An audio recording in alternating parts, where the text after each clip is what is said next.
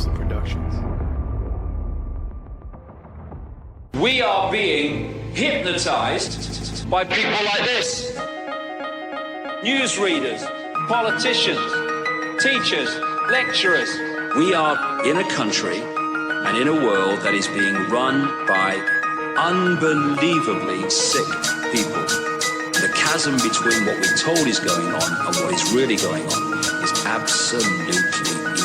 Oh yeah, dude. There's some Nephilim shit. It's like we all know what's going down, but no one's saying shit what happened to the home of the brave. These motherfuckers, they controlling us now, and no one's talking about how they made us fight and be slaves. And everybody's just walking around, head in the clouds, who won't awaken to a dead in the grave. But then it's too late, we need to be ready to raise up. Welcome to the end of days. Everybody is slaves, only some are aware that the government releasing poison in the air.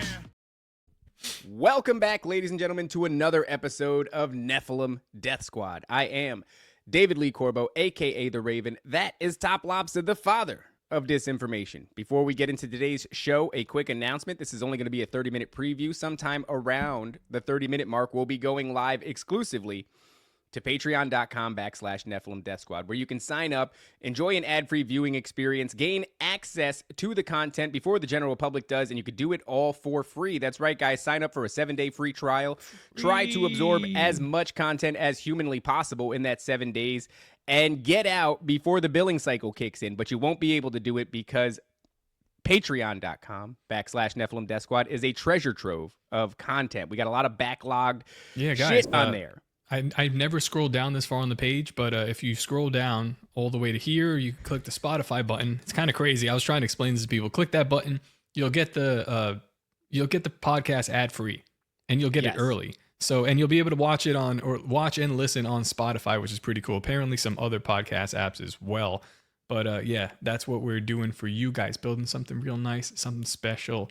Eventually, we are going to have to change it, though, right, Top? I mean, the problem with Patreon is that they will nuke you. Once we get big enough and they realize what we're actually saying here, they're probably going to nuke us, in which case we'll have to consolidate someplace else in some other shady corner of the internet in order to avoid persecution and censorship. But in the meantime, these guys, patreon.com. They say crazy shit on there, dude. It's wild. I'm like, I watch them and I'm like, oh, God. Should I ask him not to say that? But I guess I'd let him rock. It's fine. I don't know when. Yeah, I don't know what it is that crosses the line, because it happened to Tower Gang, right? Tower Gang got nuked from Patreon, and you guys lost the money that was in there. So, that was cautionary tale. That was a lot of fun. There was like a couple $1,000s in there that was lost. Oh my God, really? That was our fault, though. We were asking them. We were like, submit your mailbags here, and they were just going nuts. Mark Vestibule was probably the guy who did it, but it's fine. It's all right. That's it's whatever. Interesting. Well. Either way, guys, that might be a bridge we have to cross in the future. But in the meantime, patreon.com/NephilimDeathSquad is a great place to be. Now, you might be asking, what is today's episode about? And where is the guest? And where is the guest who was so late? There was never a guest. It was us the entire time. And to be honest, we weren't even late. We were sitting here. We've been sitting here for 20 minutes. I was looking at the screen. We did some clerical work. I was waiting. I invited Ian Carroll last minute. He didn't show up. He actually went and did his own episode about this, which is kind of shady. A little bit. He did it as I asked him. I was like, we're doing an episode on the Telepathy Tapes. Do you want to do that? And he was like, psh, hold on. And he set up his own stream. His response was really fast. What's really strange is whenever you reach out to somebody, they take a long time to get back to you. As soon as we started to type in, hey, do you want it? We could see his little emoji at the bottom. He was typing at the same time. The second we hit send, another message came in. All it said was, you. So, I guess to each his own. He's got better things to do, bigger fish to fry. But the fish are very similar to the fish we're here to fry today. It stings a little bit more when it's coming from such a high angle. He was like, this way at us. Yeah. He's I was like, fine. It's a very high angle. Very aggressive, but okay, that's fine.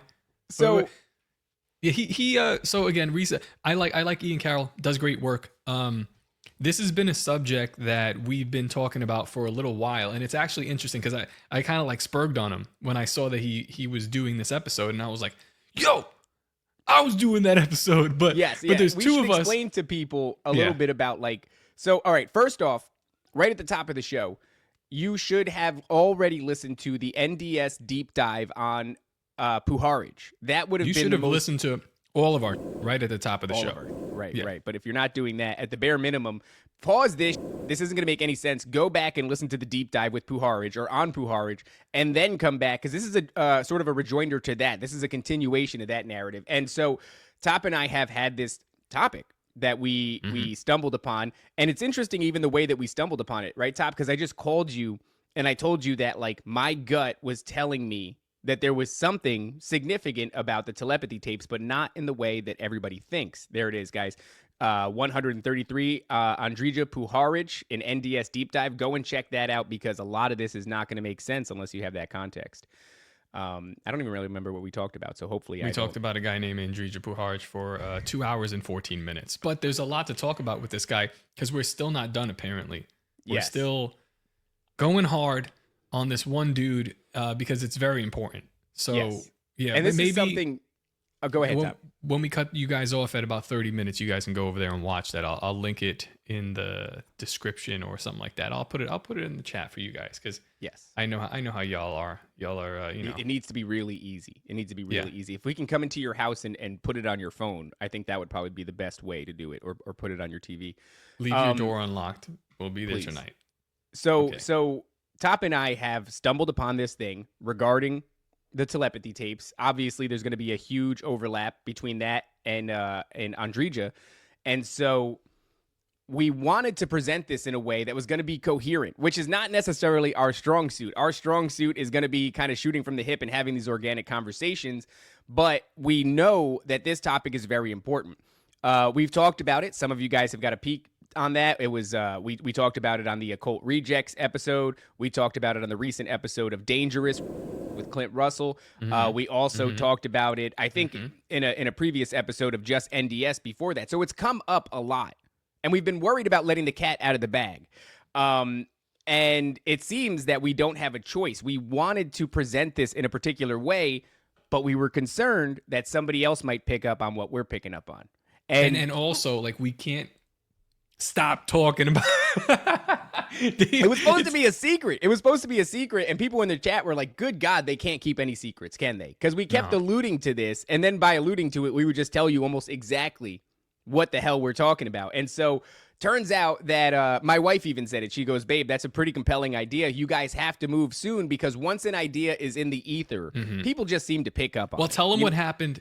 Tell them what happened with Paul Stobbs. And shout out to Paul Stobbs for making it to the big show, Joe Rogan. He's not on yet. I don't think Joe Rogan has British people on. So that's unfortunate. Is Paul Stobbs? So, okay. No, British. I think said. I thought I was like, it's NDS. We're going to talk about Jews.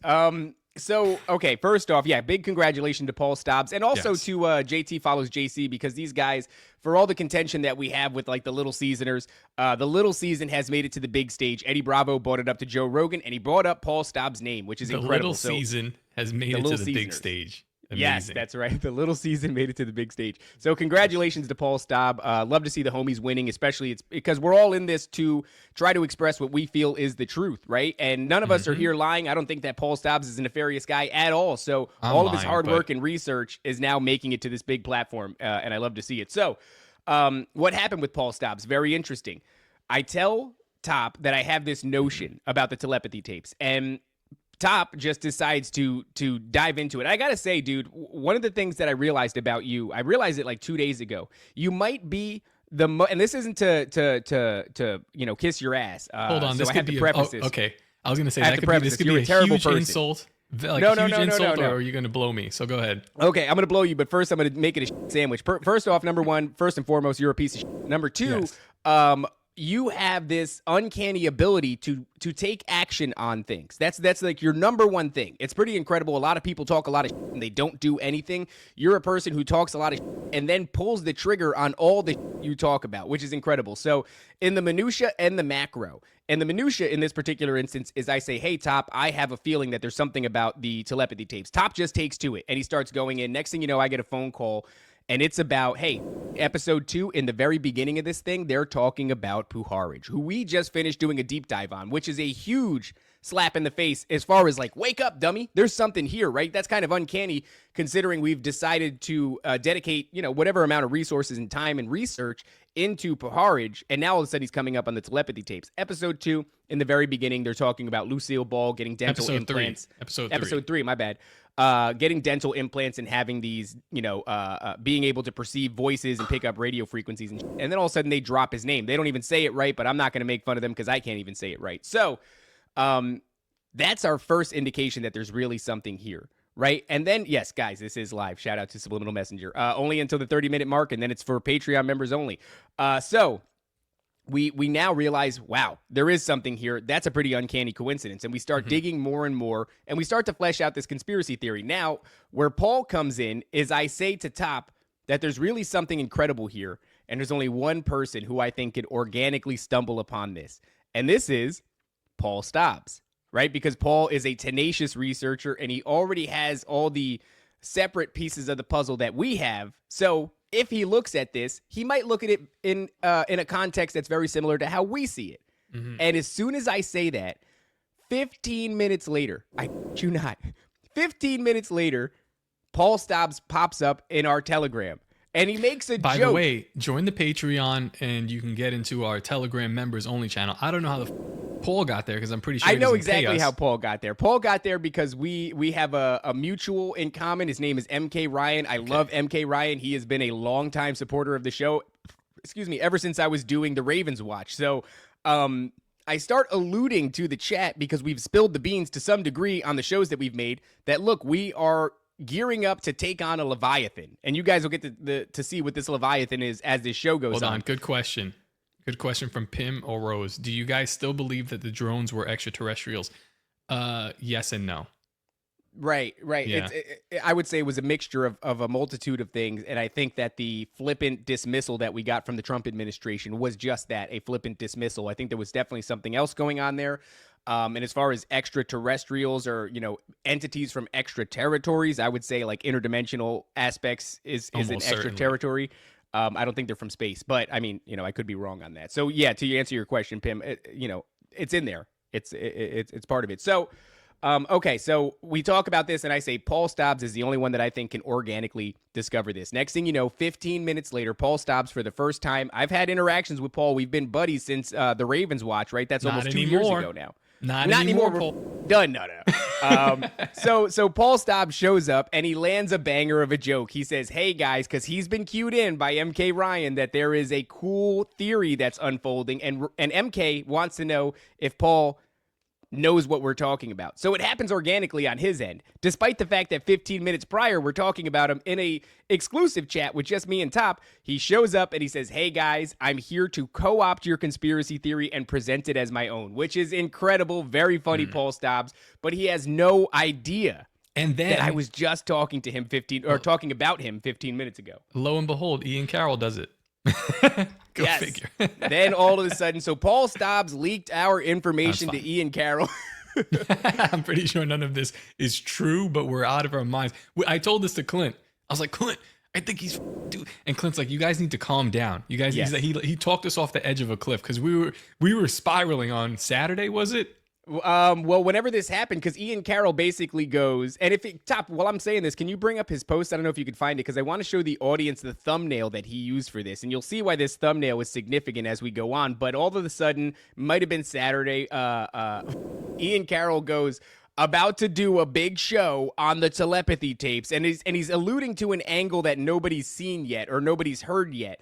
And there we go. So his thumbnail here is incredible because it's got the telepathy tapes. Then it's got the tinfoil, which you guys know when it comes to the Puharich narrative, how the tinfoil interacts with all that. We're talking dental implants picking up signals and using tinfoil to block those signals. And then behind him is the seal of the Central Intelligence Agency, the CIA, which we know are integrally tied into the Puharich situation. And did I make up another word just now? And maybe. It's close. It might be integrally. Hold on, let's look. It could be. Is integrally a word? And so when we see that, because we don't know what angle he's going to take on the telepathy tapes, it's very important what angle is taken on this narrative because this narrative has become huge. And so we don't know what angle he ended up taking because we're not paying for his locals. But it is a word. Thank you. It is a word. Good for you. Yeah. Killing it. Another successful word for me. So, so we see that, and then we do kind of spiral a little bit, and Clint has to talk us down off a ledge, but we're basically like Ian Carroll is watching NephilimDeathSquad, he's watching Dangerous, that he's jacking our narrative, and the reason that we think that is because everybody who has heard this come out of our mouths has said, you better make a video about that quickly, because now that it's out there, somebody else is going to take it. Because so Ian follows me, and the other guy used to follow me, Dom Lucre. Oh, and Lucre, yeah. Yeah, I was like, why does this guy follow me? I got nothing in common with him. But then I noticed he's like breaking, and he's saying like sometimes that I'm talking about, and I was like, wait a second, are you like looking at my feed and then just doing it to a bigger audience? And it's like, yeah, almost certainly the case. So I insulted him. He stopped following me, but he probably still like, I don't know, takes that I say. So I was like, is that happening with Ian? But I'm not so sure. I think that this is just an idea that's time has come. So everyone's going to hit it from their own angle. And I haven't listened to Ian's angle, but I'm sure it's not what we're going to be talking about. Well, you know what it is? It's Ian's going to hit it from the front, right? Because it's very hit it obvious. from logical, fact-based angle. And there's a narrative that's developed, and I think he's probably going to go down that now. We're coming along and we're hitting it from the back. We're coming in from the back, and nobody knows the angle that we're going to take. So, look, I think it's important to get into this. And yeah, that's right. He's hitting it from the front, but we're hitting it from the back. And honestly, it's giving me anxiety just saying like I'm like, we've been talking for 17 minutes, haven't gotten into it. Somebody's already started an episode about what we're doing here. And somebody else is doing a live stream, reviewing this live stream as we talk, and they're waiting to figure out what it is that we've come up with. So I guess we should start. We have a little bit of a breakdown here, and this will help kind of guide the show. And to be perfectly honest, and I think it's worth taking down this timestamp around the 20-minute mark, this episode is going to be dissected and edited, highly edited, and produced, and we're going to release it. So what you're seeing right now, this is only going to be accessible, this raw version of this episode, by the Patreon members. When it re-releases, it'll be a produced product with a lot of this other hacked out of it, because we got to do it right? So I guess let's start with how this happened for us, and then we can get into the breakdown of the telepathy tapes. So, essentially, Clint is the one. In very many ways, yeah. He watched it or listened to it. He cried a bunch, and then he kept telling me, "You got to listen to this. You got to listen to." He probably cried, and he kept, "You got to listen to this. You got to listen to this top." And I'm just like, so Clint is our friend. We like Clint. Say nice things to him. Don't be mean to him. Yes, please be nice to Clint. We love Clint. But he has very normie tendencies. So when I hear him say like, this is a really great thing right up your alley, it's like my mom showing me a video. You know, your mom's like, watch this video. And you're it's like your mom picking out an outfit for you. It's kind of what that's like. That's exactly what that's like. It's kind of like your mom picking an outfit out for you. Yes, it's like Clint was picking out what outfit I was going to wear that day, and I'm just like, thanks for your suggestion, but no.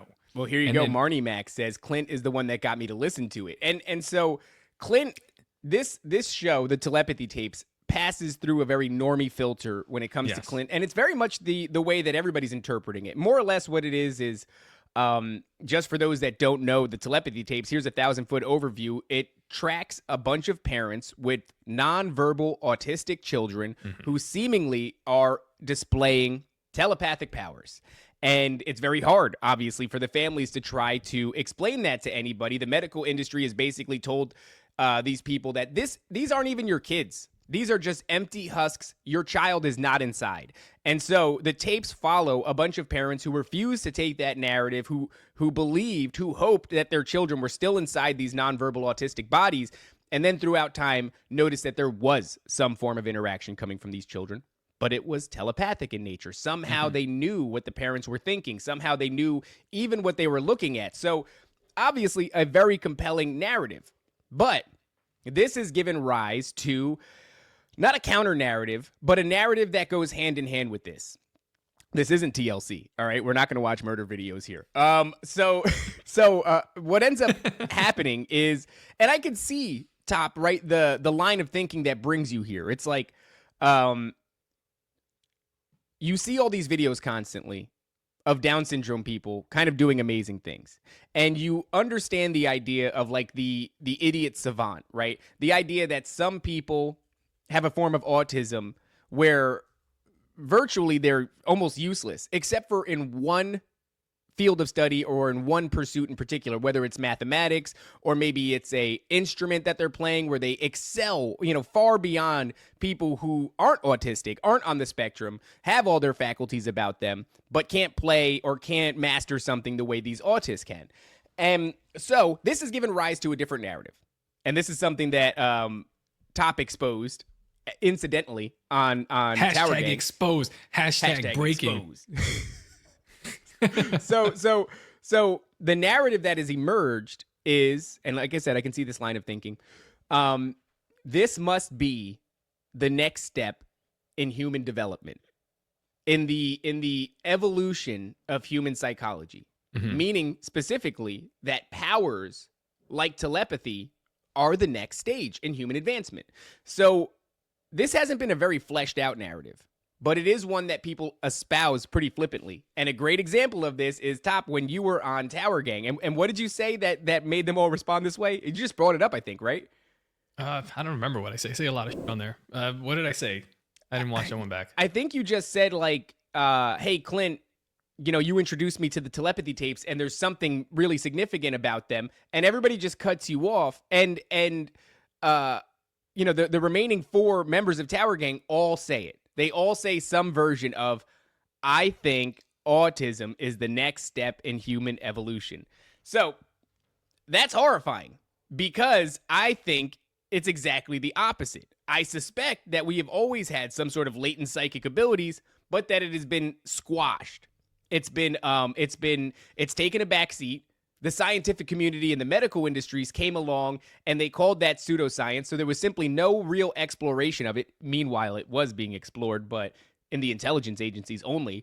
But otherwise, it was poo-pooed as pseudoscience. And then I think a combination of that and all of the things we're inundated with, whether it's, Wi-Fi signals, Bluetooth signals, 5G towers, all the food that's filled with all the poisons and the red dye and all this other, the fluoride in the drinking water that's supposedly calcifying your pineal gland. There is a litany of things that I would say are the cause for suppressing those very natural abilities in human beings. And now, suddenly, those things that I suspect are natural are reemerging, but through the filter of autism, which is really fascinating. And so this gets into a much larger narrative, and I don't want to jump straight into it yet. Maybe we can read a little bit of these show notes from the telepathy tapes and start to have a conversation about them, and then we'll kind of get to what, and you guys probably have already heard this, but what we really think is happening, why these children are displaying autism, and why these children are displaying telepathic powers and what that actually means. So, let's see, on episode 1 of the telepathy tapes. If you guys haven't watched or listened to the telepathy tapes, whatever, we're going to tell you. Oh, yeah, we're about to spoil it. We're about to spoil it in a big way. These are exact. This took me a while to do. This is a transcript, but it's broken down point by point. So go ahead. You could start, Dave, if you want. Okay, so episode 1, there's a focus on non-speakers with autism, right? So those nonverbal autistic children. This show highlights a group of non-speaking autistic individuals, often underestimated, right? Like we just said, claiming that they possess these telepathic abilities. And the parents know it, but the experts are ignoring it. And that's exactly what we just highlighted a moment ago. So Dr. Diane Powell, she begins to research this. She's a credible scientist, and she says she's testing these alleged telepathic abilities, right? And that's a lot of like how the first episode goes is she's being shown anecdotally, like in the homes of these parents of nonverbal autistic children. But she does eventually have to bring this to a much more scientific, how would I say this? Sterilized environment so that they can control all of the variables. Because in an environment like somebody's home, you just have no idea what potential cues are being given to these nonverbal autistic children in order for them to display it. But they do have an experience where, do you remember at Top? It's like, first off, they are establishing that these nonverbal autists, or at least one of them in the first episode, is identifying numbers with color. And so Right. somehow that perception of color, and as it associates with the numbers that they're thinking about, and then wanting the nonverbal autistic children to identify what they're thinking about telepathically, it does come out one way or another. And I think it's through guided text. What's the expression for that, Top? I'm not exactly sure what they were doing. It was like she was correlating texts with The process where they were like touching their arms in order to get these nonverbal autistic children to engage with a keyboard, because otherwise they weren't readily engaging with the keyboard. But spelling. if you touch just them, guided spelling, something like right. And through that process, these nonverbal autistic children are able to type out responses and their predictions and everything. So this doctor, what was her name? Dr. Diane Powell, does get kind of a secondhand view, right? She's on a video call, and she's seeing that through this guided text or this guided text to speech, whatever it is, that these children are seemingly predicting or perceiving the numbers that their parents are thinking about, the numbers and the shapes and things like that. And there's a bit of an explanation that goes along with like synesthesia, which is this disposition where a person will associate numbers with colors. And I think that makes a lot of sense because, you know, light, vibration, color, these are all basically it's all the same thing. It's all vibration and energy, right? And then it's just a matter of how fast something is vibrating determines either what shape or form it takes or even what color it emits. So whatever these kids are perceiving, it seems to be on a energy vibrational basis, right? So she then finds out that this is a global phenomenon. This is happening in Mexico, England, Israel, and a lot of the people that get followed. There you go, Israel. A lot of people that get followed throughout this process are, you know, those families from around the world. And the first case is Mia's case. Mia is a 12-year-old non-speaker from Mexico. Mia demonstrates telepathy with her mother, accurately identifying unspoken numbers, as we said, words and objects in controlled tests, where she also exhibits, like we said, synesthesia, which is seeing colors with letters and numbers, right? There's a color associated with these things, and claims to see everywhere, which is very interesting because it kind of opens this door to not so much telepathy, because specifically she claims to be able to see everywhere. So that to me is much more of like a remote viewing, which is interesting that they're calling it the telepathy tapes, because telepathy, as profound as it seems, is almost restrictive in comparison to what these kids can do, right? Because telepathy is not what enables you to remote view everywhere. Telepathy is the ability to read another person's mind. And so this seemingly far exceeds that. That is actually kind of restrictive, I would say. So telepathy is the ability to communicate thoughts, feelings, or information directly from one mind to another without using any physical or sensory means. Speaking into someone's mind, like without speaking, writing, or gesturing. So that's that's like the going definition of what we're talking about right now. Def Not TLC says Raven's voice is pink. That's very unfortunate.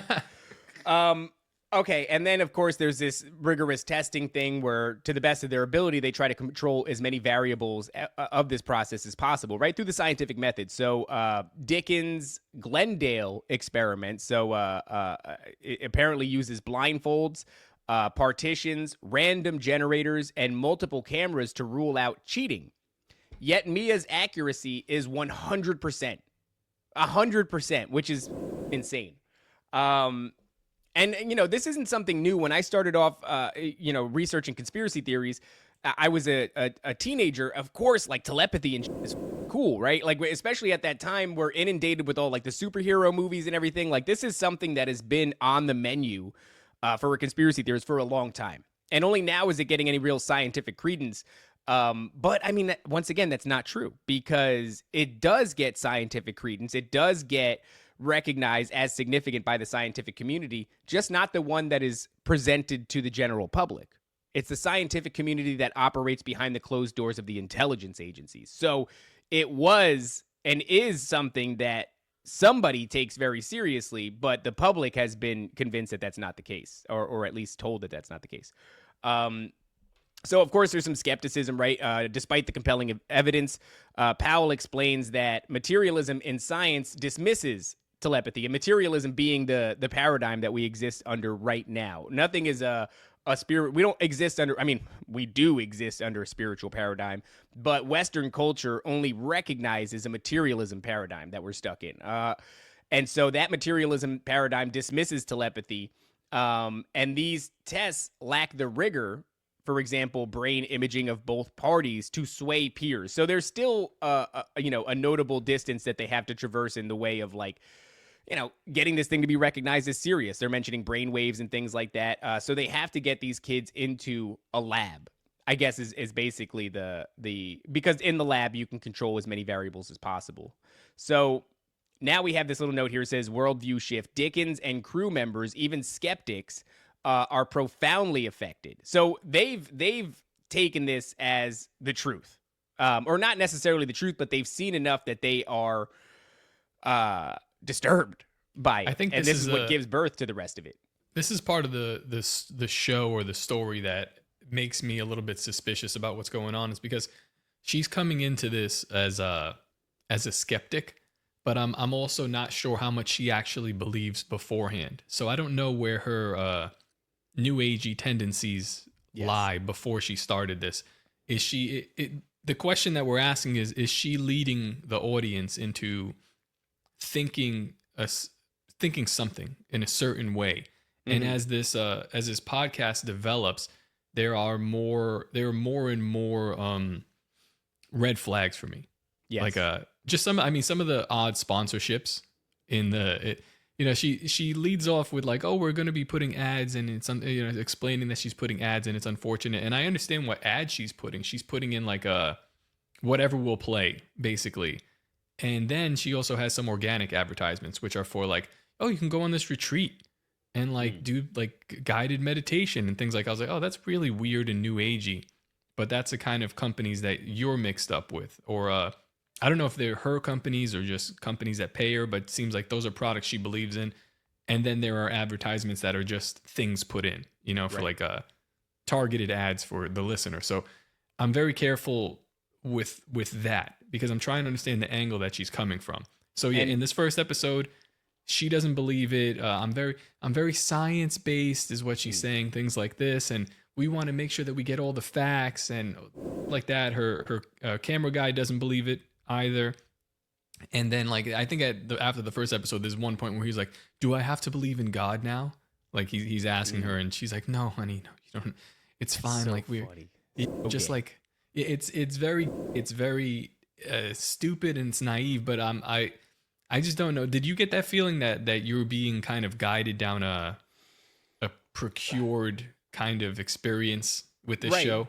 I would say yes, because you're passing through the filter that is the worldview of a white woman, and so in that way, you're going to have some predictability in regards to what that worldview is. And I mean that very seriously, right? That's like a potential disliking of the patriarchy, which could very well also be synonymous with the church and the biblical narrative. Let's also preface, another very important thing to preface is, and it's kind of messed up to do, but I do this with everything and it has not failed me yet. I do like a political test on people. And I do that by words they use, how they speak, phrases that they'll imply, and also, I mean, even their sexual characteristics. So Kai Dickens is lesbian. She is older. I think she's got some kids. I don't know what happened, maybe from a past marriage or something like that, or from her current spouse. So lesbian, she's older, white woman. Haven't even really seen what she looks like. I'm sure she's probably got short hair. Yeah. So she's coming from a certain demographic, and then she's using words like the science community and things like this. Is very important that we pay attention and that the science community does X, Y, Z. So right away, promoting scientism in a way, but I'm not sure how she feels about it. Then she uses words like validated, like that. Like people just want to be seen. And I'm like, these are like very leftist words.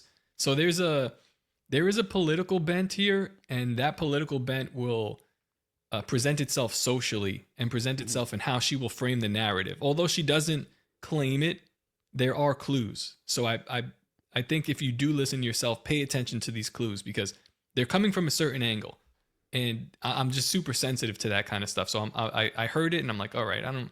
Well, that's your thing, right, Top? It's like if you can identify somebody socially and politically, which is to say those two are an amalgamation that creates culturally, and you can identify somebody along those lines, which means like now there's a layer of predictability. I know what your opinions are. I know what your passions are, what you care about, what you don't care about. And whether or not you realize it, we all have political, social, and cultural tendencies, but you also have spiritual tendencies. So we know what those three filters look like: cultural, societal, and political.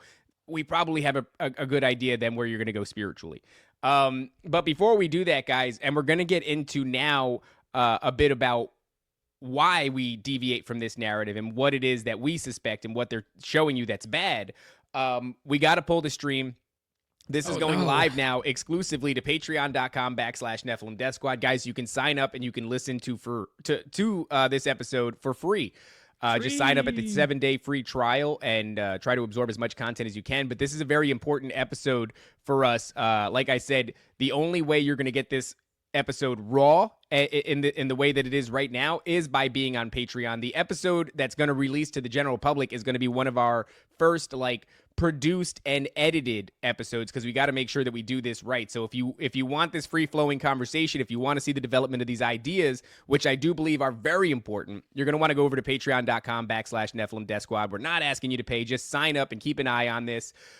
Because this is something that I think is going to become very big, and I happen to think that we are a little bit of ahead of the curve when it comes to this. But otherwise, guys, we are now cutting the stream, and we'll catch you guys later. Okay, so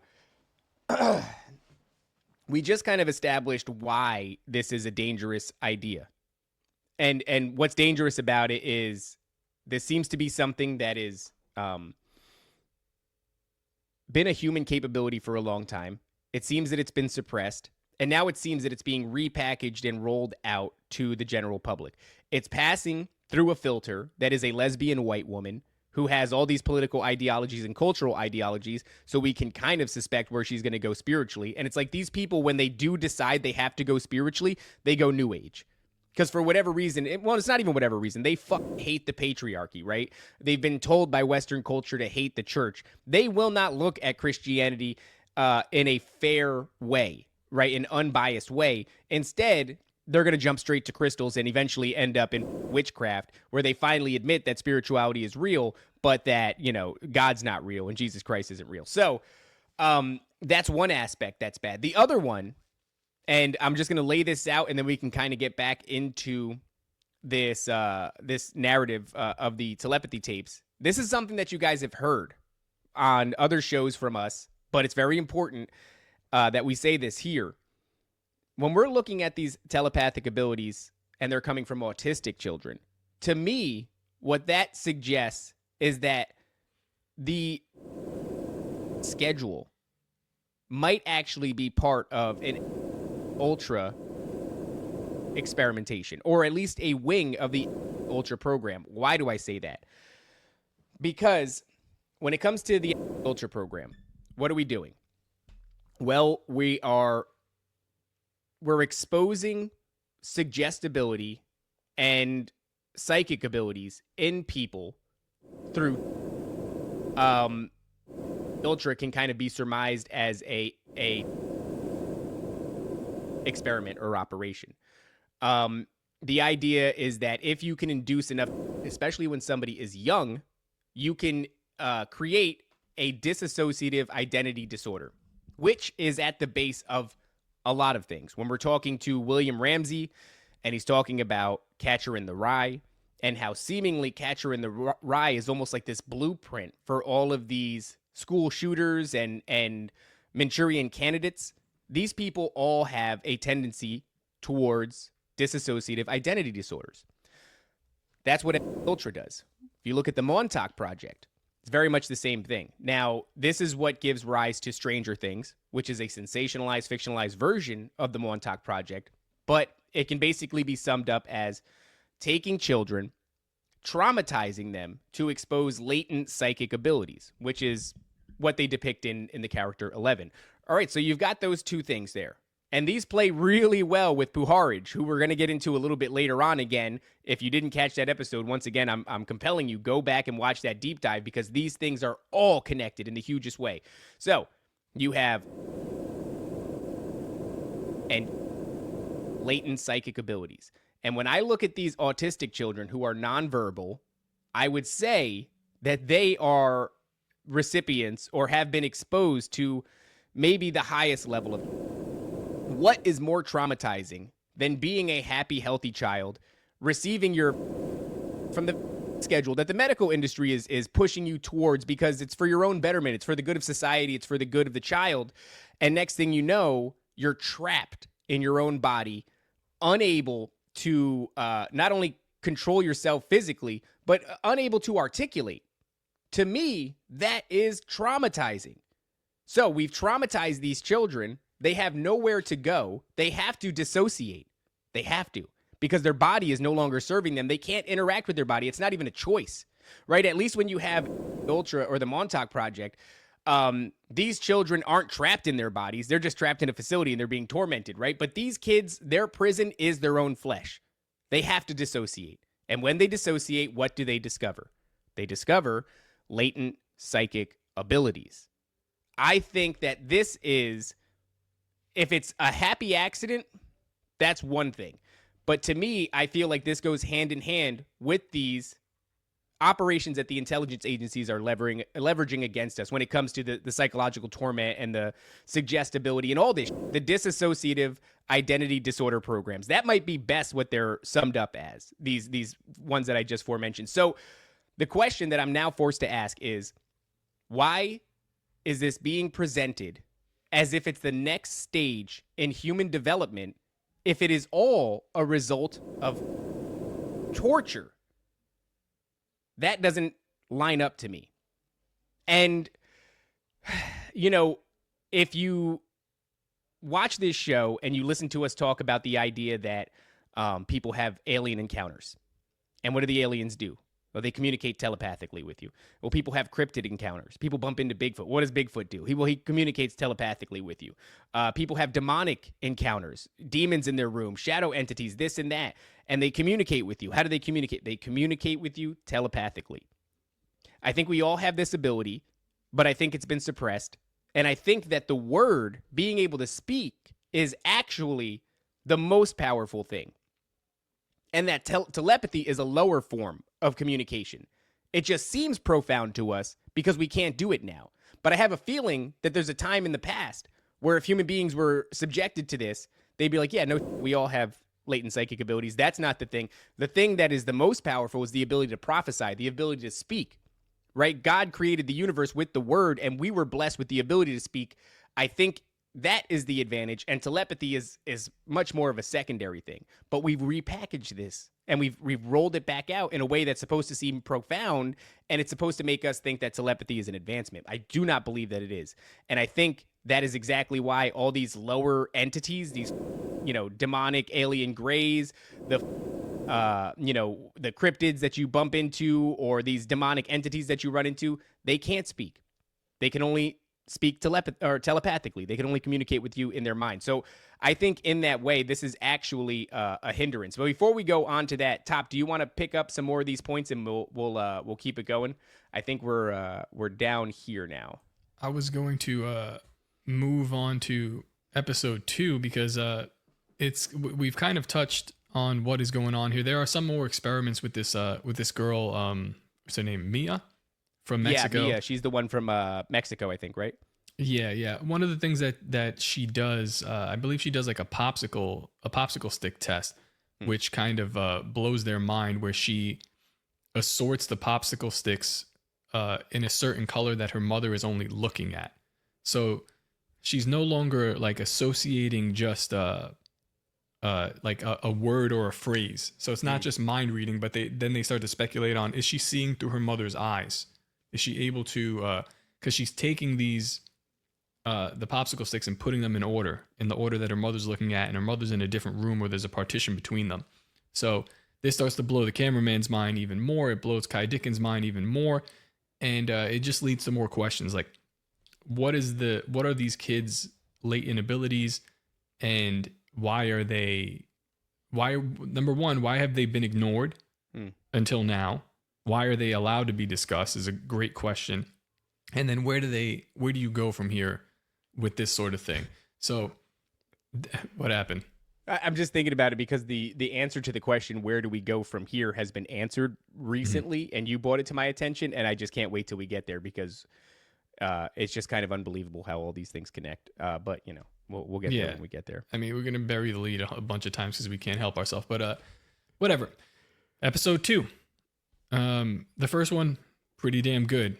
And it also touches on, like, you know, some synesthesia stuff that I really get into. I'd like to do a deep dive on that eventually. But episode 2 starts off with an Indian mother and her son, who I forget how old he is, but he was nonverbal until he was 11. This guy's name is Akil.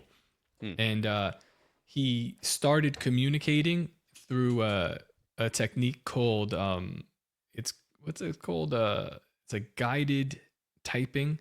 Yeah, that's the one that I was talking about before, where they're touching their arm to somehow like engage, and it starts slow, right? Like first they're touching their wrist, which can be a little bit screwy because you're awfully close to the keyboard. Are you guiding them? But to alleviate that suspicion, over time they recede. They're now touching them on the arm, they're touching them on the shoulder until they're very far from the keyboard. And it's called supported typing. Supported typing. There you go. Yeah. Yeah. So the idea behind this is that the mother or the proctor, the teacher, they start by actually like holding their hand, and it looks weird. Like they're holding it and then they're touching the letter and touching the letter. So it's like, it's very possible that this person could be guiding this person and communicating for them. There's an interesting Netflix documentary about a woman who's accused of rape because she was working with this guy, and she was doing this guided, I forget the name of it again already. Supported typing. She was doing supported typing or supported spelling with this guy, and basically said he consented to it.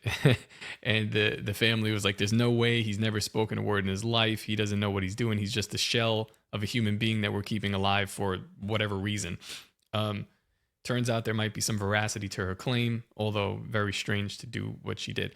Hold on. I want to just address this. Shout out to JC. He said, oh my God. Hi, JC. He says, guided typing reminds me of Ouija boards. And for a moment, in my mind, I said, oh my God, are these kids just human planchets? That's kind of, it feels like it, but not really. No, well, man, that's actually a great. Now that he's mentioned it, I'm like, maybe. Oh, that's a scary thought. Yes. But I listen, I believe that this is happening. I believe that these kids are communicating. So the title of this episode is kind of debunked. So we're not debunking the telepathy tapes, but we're debunking the behind it and the narrative that it's going to push. So this kid Akil is communicating with this sort of guided. Well, he started with the supported typing, and then he eventually moved on to independently type. This was an issue that was going on with Mia, why the first girl in Mexico, why her typing or her communication wasn't exactly scientifically eligible, because I think the mother was touching her forehead, like just putting a finger on her forehead at that point. And for some reason, the child doesn't feel like they are in their body. They're having this vibrational sensation where they say in later episodes their spirit is vibrating on a certain frequency and their body's vibrating on a certain frequency, but not together. So they cannot. That's what they're disassociating. They're almost like in a constant state of astral projection, not in their body. They don't even recognize that they could move their hands or that they are moving their hands. So a lot of times when they'll flail, they said that it's because they're trying to determine where they are in space. That's how far it is completely.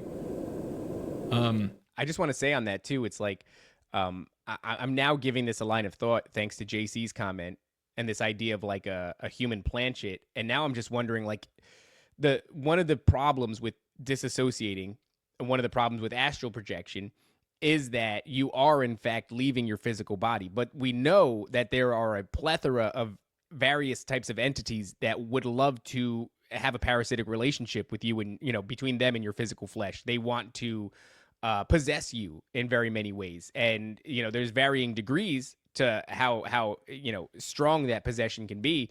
But when you have somebody who has never had a relationship with their body, is that like prime real estate?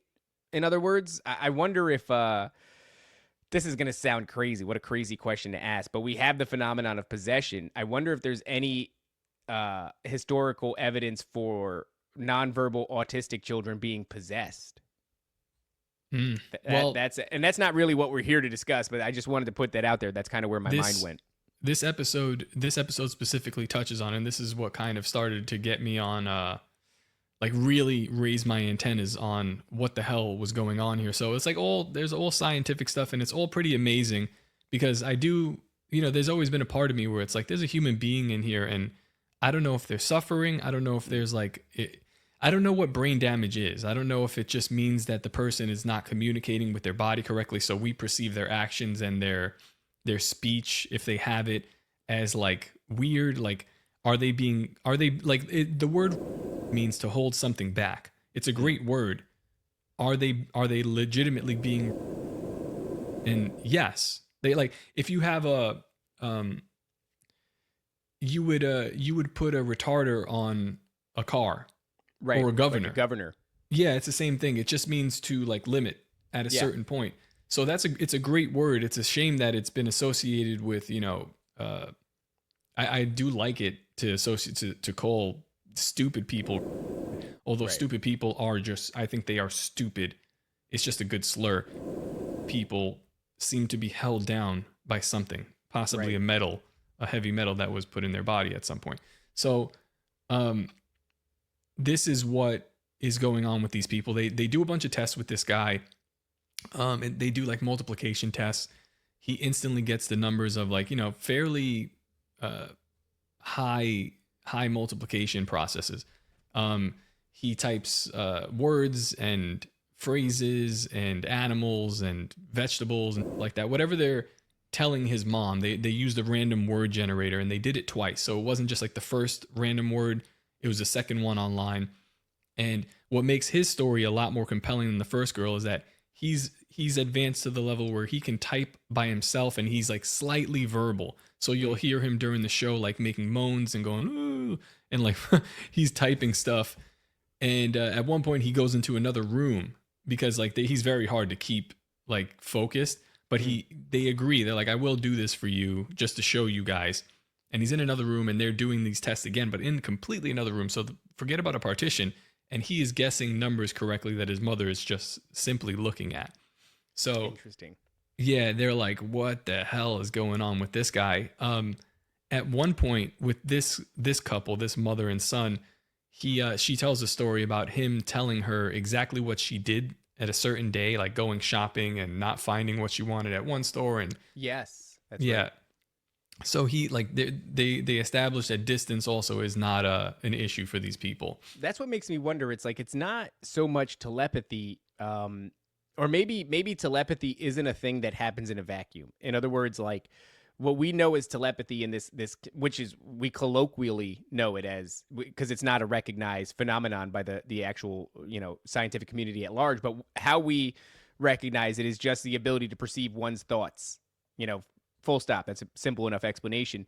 But what these kids are describing, just to reiterate, it feels a lot more like a remote viewing, like an astral projection. It's not just, they don't just know what the other person's thinking. The one girl, Mia, says she can see everywhere. And so I just think it's funny, once again, to call this the telepathy tapes, because telepathy is almost the least compelling thing that's going on here. It seems that they are able to be perceptive in an omnipresent sort of way. Yeah. They start to call it shared consciousness, which is a slightly more interesting term than telepathy, right? Because telepathy would be limited, but they're getting at this idea of him being able to see through her eyes, which is a very strange thing to imagine. So not just what she is willingly giving him, he's able to experience her feelings as if he's in her mind. and they do another test with them, which is like a random image generator. And this one creates even more interesting. It creates a more interesting question, I suppose. So the image generator will generate something crazy, an abstract AI art image, which is not really associated to a word. And she looks at it and she's like, "Oh, this looks like a mess." And he looks at it and he says something like, "Oh, this is like a food fight." And they're like, "Oh yeah, I could see why you'd interpret that." So he's not necessarily just using her mind. He is looking through her eyes and then deciphering with his own mind what it is. So just very interesting stuff to mention. But at the end of this episode, as like almost like an afterthought, I'll skip down to the bottom here, because I think that this is one of the more interesting parts that they just touch on and they don't really dive into. Not yet. Don't really see the significance to. I think in later episodes they do, but they need to frame more, because they have to frame for the people. So there is an idea of Akil. He has told his mother that he's communicated. The one from India, right?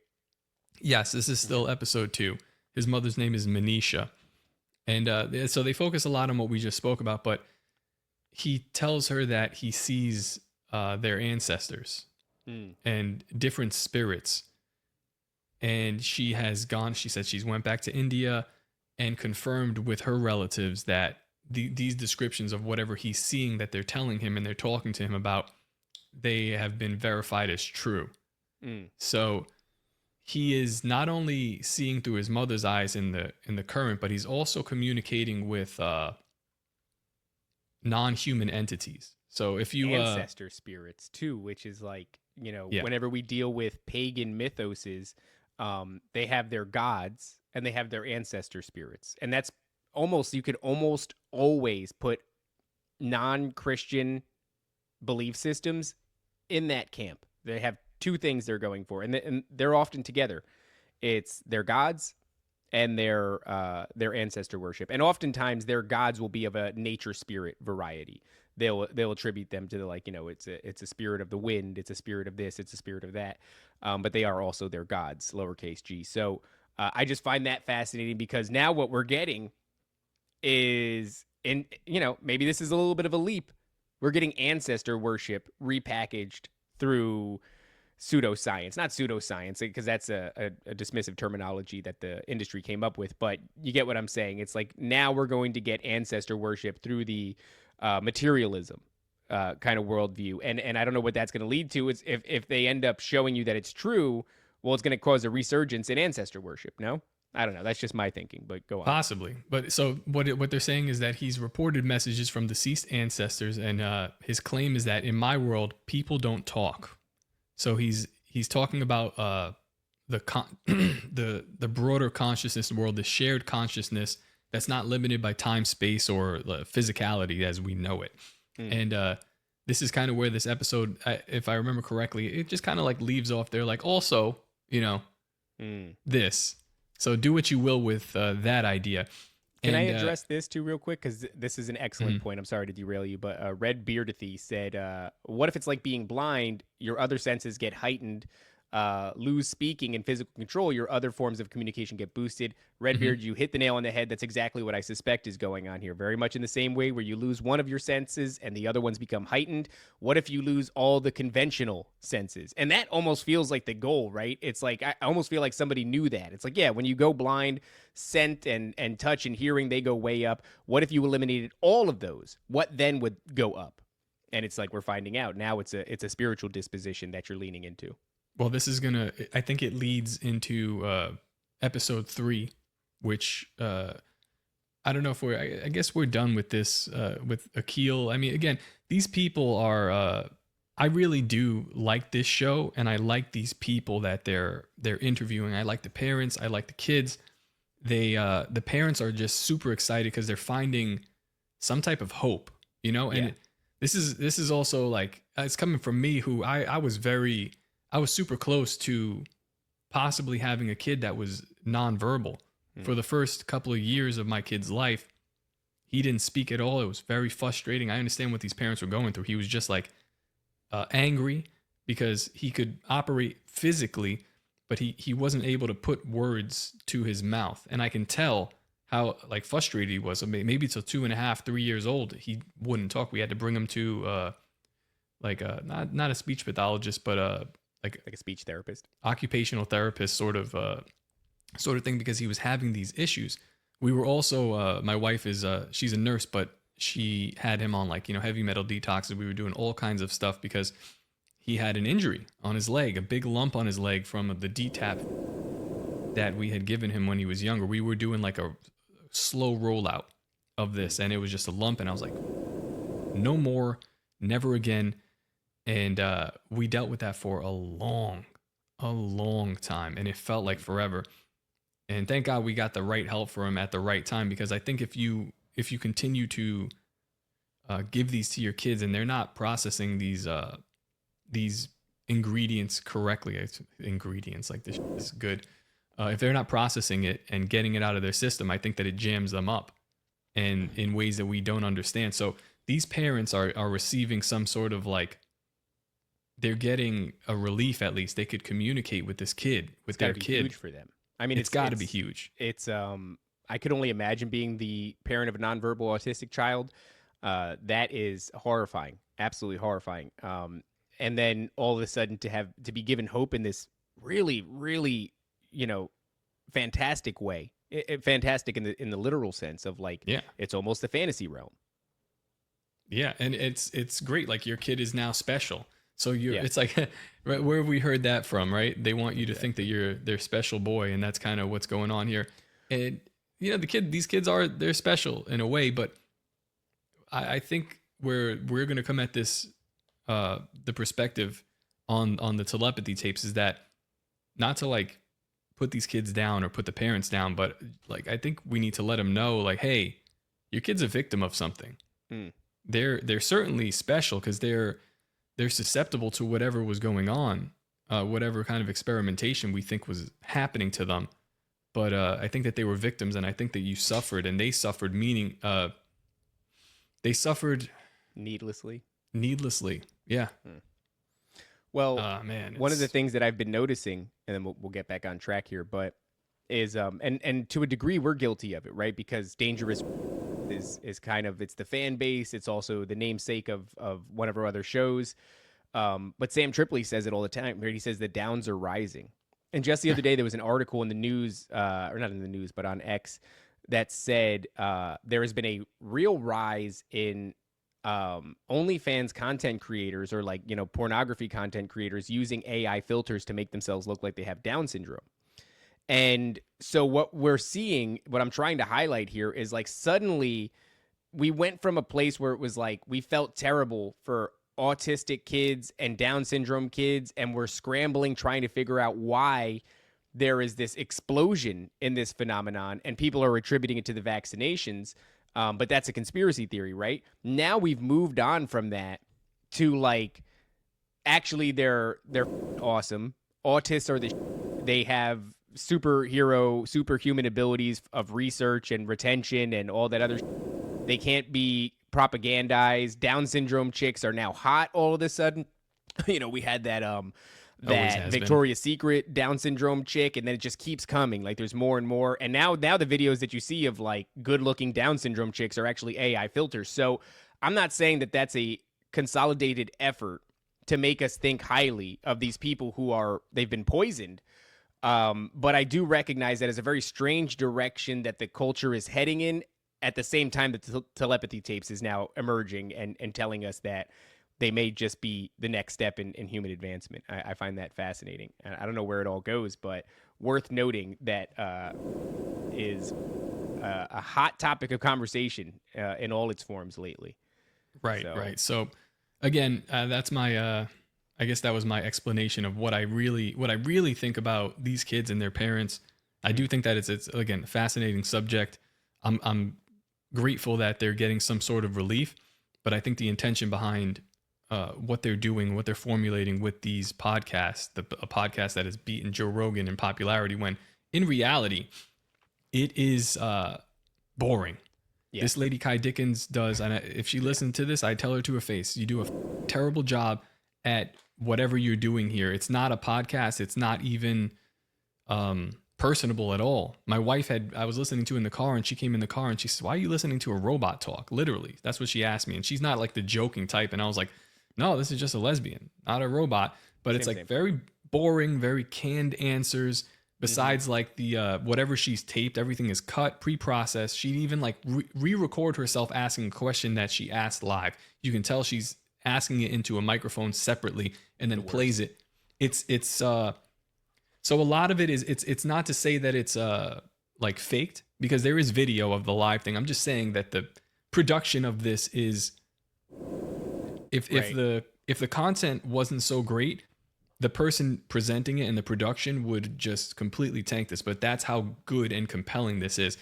She's taking the story and she's twisting it into her own narrative, which I would do if I had this story first as well.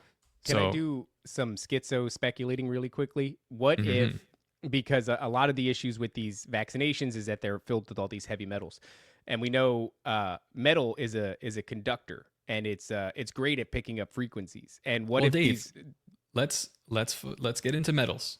Okay, we'll talk about this really quick because that's episode 3, and we're coming up on this right now. So episode 3 starts off, and it doesn't go the way that you would think it would go. You think that we're going to hear from more kids, but it's Kai Dickens talking about, she's telling you about this old story that happened with Lucille Ball. And I have here we go. I have a video here to play for you guys of Lucille Ball talking about it. So here we go. Let's just check out a couple of seconds of this, maybe a minute or so. Here we go. It had to do with World War II. And you were once... I know the one about the dentist. Yes, this thing is stranger than fiction. Well, it's true. But to make it short, I had some dental work to be done. You know, they put in temporary fillings, and I had never had it done before. What is it? Lead? I think in those days they were putting in temporary lead fillings. Yeah. It was quite a while ago. During the war. Yeah. And World War II. Yes. And I had several. But it was after they had taken the Japanese out of California and unfortunately put them in the camps, which was a very sad time in California. And we were all on our guard, about many things. There had been a Japanese submarine sighted in Santa Barbara, and a Japanese fighter plane had been sighted going over our home one evening. It was touchy times. Anyway, this particular night was about 1:15, and I was driving alone. I had 35 miles to drive, and it wasn't any fun. It was just a normal night. I wasn't frightened or anything. I was just driving along, and a road that I'd taken many times, and all of a sudden, I heard music, but I mean with a great beat, and I looked down to turn off my radio, and it wasn't on. And I turned around and looked to see if there's anyone behind me, and the music was getting louder and louder and louder, and I realized it was in my mouth, and it was beating in my ears. I could hear the tune and everything. I recognized the tune, and then it started to fade out. Yeah. What the hell was that? Okay, so she had a dental implant surgery, and at the time it wasn't just lead. There was I'll give you the name in a second. I have to look it up again. There's a type of metal. It's like a dusting that they were using to coat the tooth, and that's what was in her mouth while she's picking up these radio wave signals. Here, let's go on. She continues here. He said you picked it up in your teeth. Well, I could hardly wait to go by there again. And I didn't go by at the same time of night, so nothing happened. There was no music playing, but I could hardly wait. Call in a request. Right. But about 5 nights later, because I had to wait, a couple weeks for those teeth that were getting fixed. I was going up another street, almost home, and I was passing 4 vacant lots that were all raised so they could build the Birmingham Hospital. And as I went by there, I heard, and I'm picking it up with my teeth. You mean? Yes.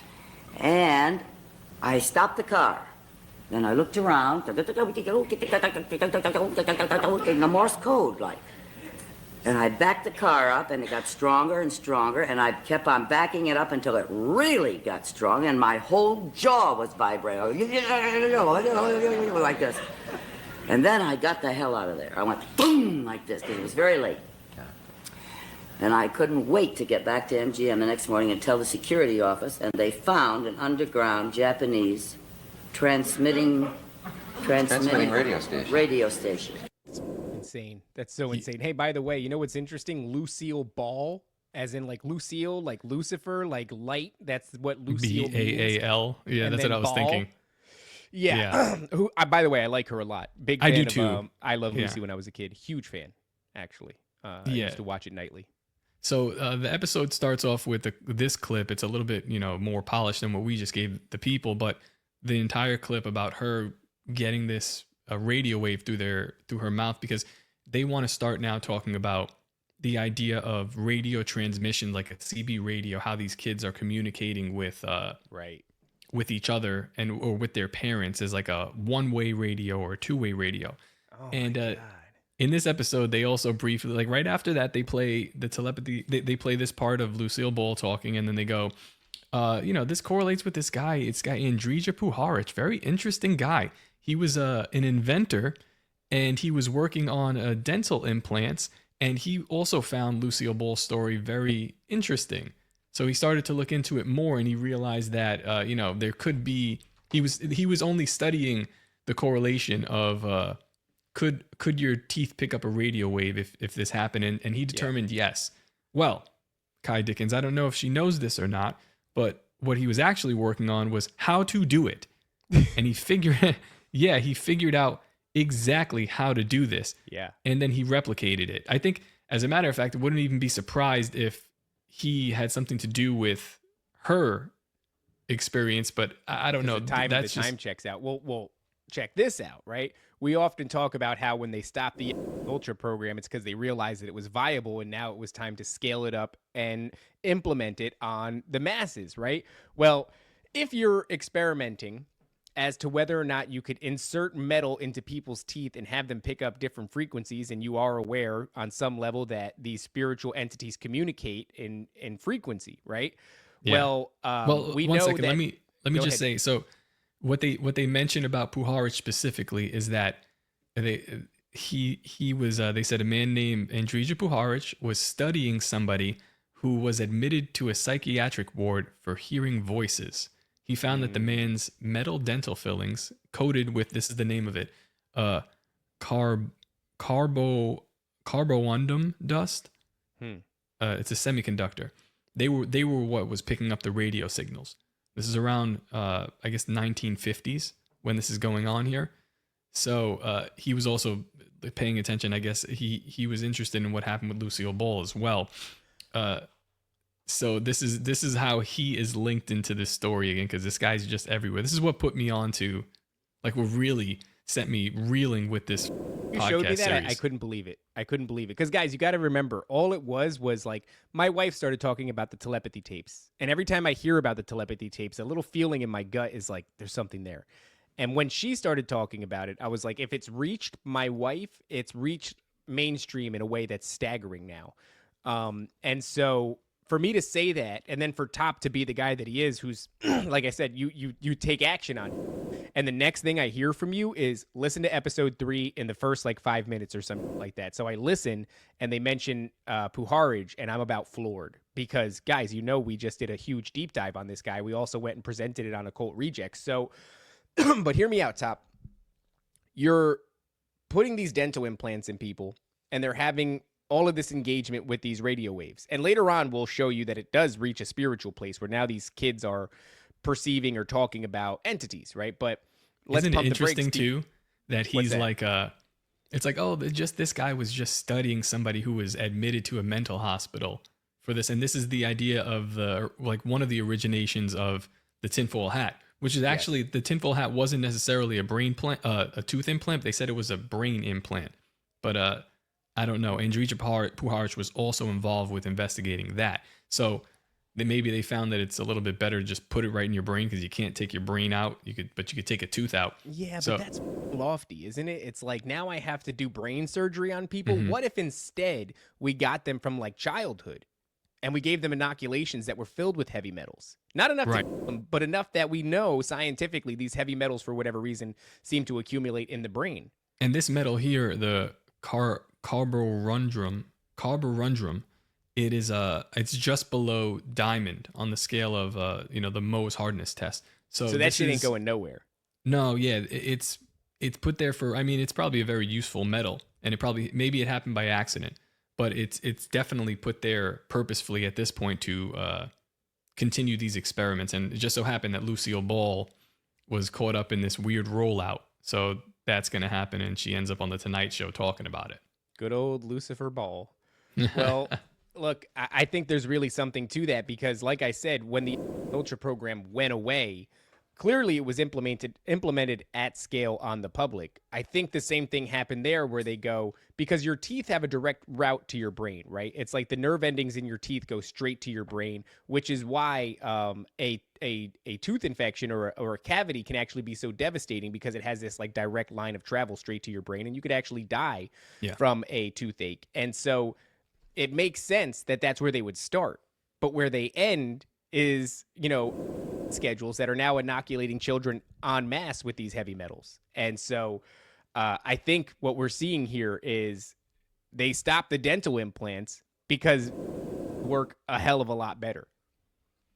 Very interesting. Very interesting. So again, they just completely miss, and I'd love to hear Ian Carroll's work, which when he makes it free, we will listen to it. But they just briefly pass over Puharich as doing this. They completely miss his book Beyond Telepathy, where he's basically saying how he's obsessed with this. I mean, so in the 50s, he's creating this this dental implant device, which goes along with his extremely low frequency wave technology to put in people unsuspectingly, I suppose. And but they skip over the part where he's just obsessed with this idea of telepathy and studying it, which correlates directly with the telepathy tapes. A really huge thing too, which I know we're not ready to cross this bridge yet. I don't know if we're going to cross it on this episode or if we're going to do another episode, but they completely leave out the communication with entities, specifically. Yes, that's another. That's a big one, and that is that comes up again in more episodes. It comes up with the episode 2 family, the Indian family. Their names I forget, because they're not regular English names. They're crazy names.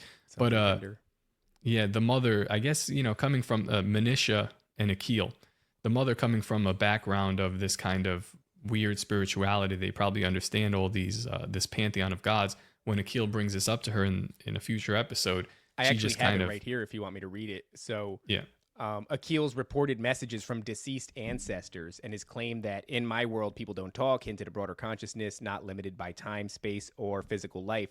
This aligns with spiritual traditions that view consciousness as universal or collective, with individuals tapping into a larger whole. Broader implications for consciousness studies. Actually, this isn't the one that I thought it was. Is consciousness localized? If Akil see... It's because it happens like she comes back in a future episode. And this is when they start talking about spirituality, because obviously this is where this is all leading, and this is kind of where I figured I would depart with my agreement with Kai Dickens here. But the mother rightly tells him to, like, she's like, she doesn't pay attention to it. Like when your kid tells you had a bad dream, you're kind of like, yeah, go back to bed. It's fine. Right. It's not there's no ghost. You don't feed into it, but she was concerned because he is accurately communicating with what he called as her ancestors. The other girl, Mia, even has she had encounters with some sort of spirits, things that this she would actually see. Really got me. So in the second episode, they all of a sudden start to talk about how Mia will just be sitting on her floor in the room, staring at the wall, and seemingly occasionally communicating with somebody. And this is when her brother first chimes in. This is a really weird moment because if you go back and listen to it, it seems pretty innocuous until you analyze it. So Kai, or whoever the doctor is, rather, asks, well, did you ever ask her what she's seeing? And he said she's seeing, I think he said shadows, but what ends up happening is it almost doesn't matter what he says. It's not like it's a huge revelation, but his mother then hops in and goes, people, she's seeing people. She sees people. Yeah. But before that, he says like she's interacting with people, she's laughing and things like that. And there's no, like, what do you mean people? People where? People who? Her family, her ancestors? Is she in a different location? No questions are asked. She quickly says people, and then they move on. And of course, what I'm beginning to suspect is, what are you seeing? Are you seeing people? Are you seeing entities? Are you seeing things masquerading as? Is she seeing anything horrifying? Because I refuse to believe that these kids are interacting with this spiritual realm and never coming across things that I know for certain exist. I've seen them myself. My wife has seen them, and my son has seen them. And they exist in this realm. And these are just kids, right? So, of course, they're going to see spooky. And I feel like that's what he was alluding to. And his mom just hopped in and said, people. She's seeing people anyway. And then they just moved on. Yeah. So, all right. Well, this leads into episode 3. And episode 3 opens with this idea of she wants to paint this picture of whatever a CB radio is, this kind of idea. Like a communication telepathically, but using some sort of electricity, something that they could turn on and turn off, a place that they can go. The main person in this episode is a kid named Houston, another autistic kid. I think he's almost completely nonverbal. They do the same test on him. Wow, oh my God, look at all the stuff he can do. And it's all the same stuff, really. But they start to talk about this place called The Hill. And this place is interesting because he's not the only person to call it this. And he's not in contact with anybody else. Really nobody else. Like these other kids are from, all over the world, and they call this place The Hill. And it's a place where non-speakers communicate like a radio channel. That's interesting. That's not the first time I've ever heard that, by the way. You know who has a very similar version of that? I don't know if it's just children, but I'm going to say it seems like it's mostly children from what I've heard that are experiencing the abduction phenomenon in the middle of the night. They will often and then there's this big question about whether or not the abduction phenomenon is always physical. So this well could be the same thing in some sort of like a spiritual realm and astral realm, but they will all find themselves in their sleeping clothes, kids that they've never met in real life, and sometimes even go on to see in real life, like bump into and be like, oh my God, that's the kid from what I thought was a dream.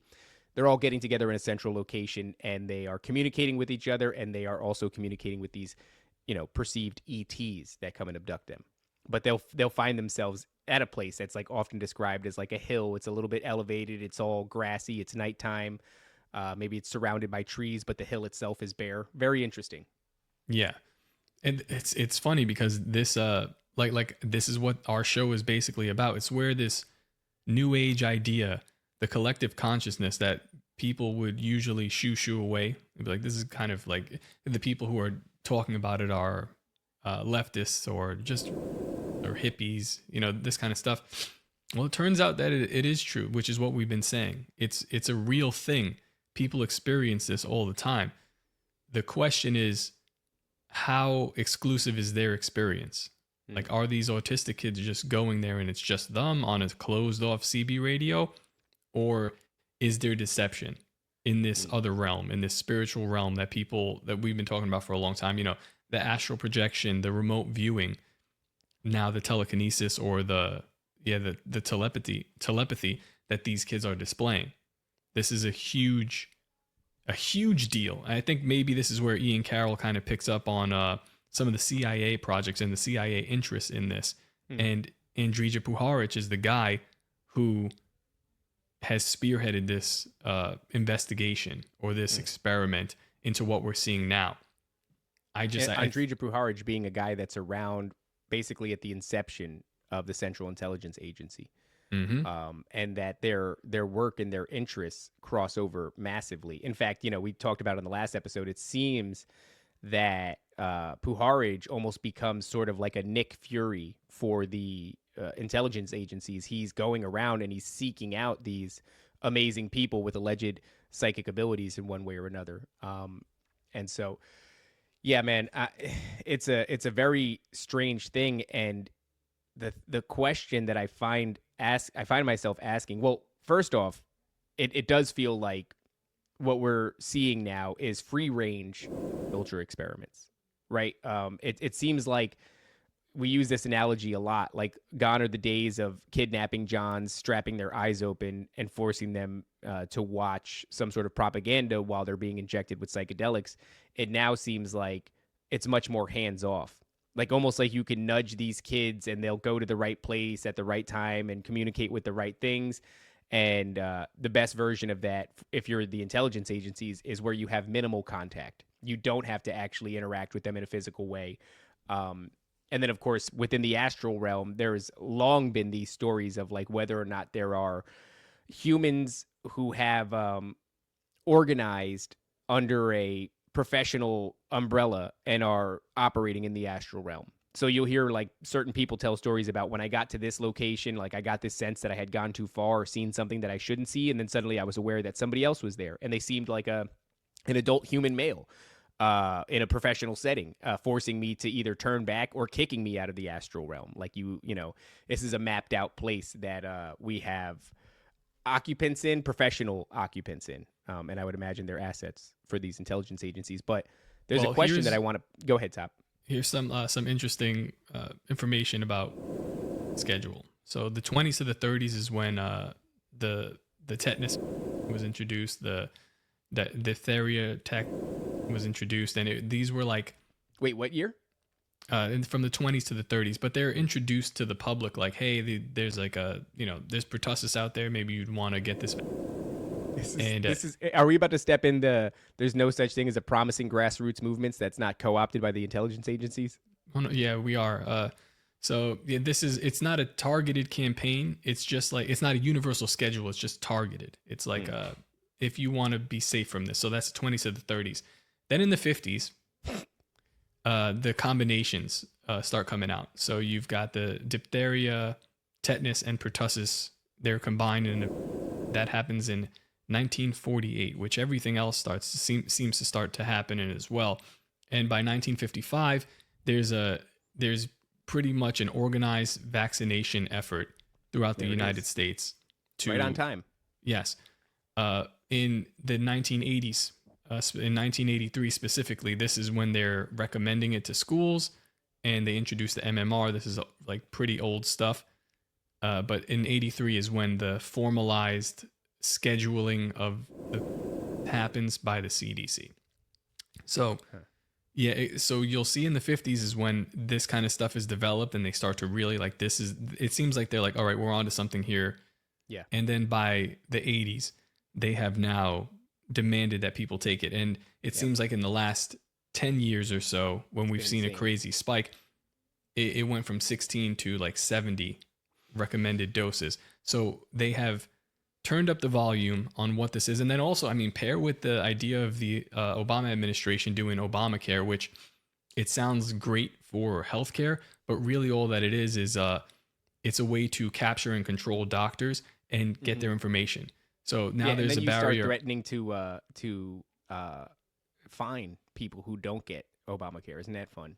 You can find people who don't get Obamacare or don't have health insurance, but really the big thing of what it is that it makes healthcare more expensive in the long run, because doctors coming in that want to start their practice have to come in with like, I don't know, it's like $100,000 worth of computer equipment and programs in order to set up their practice.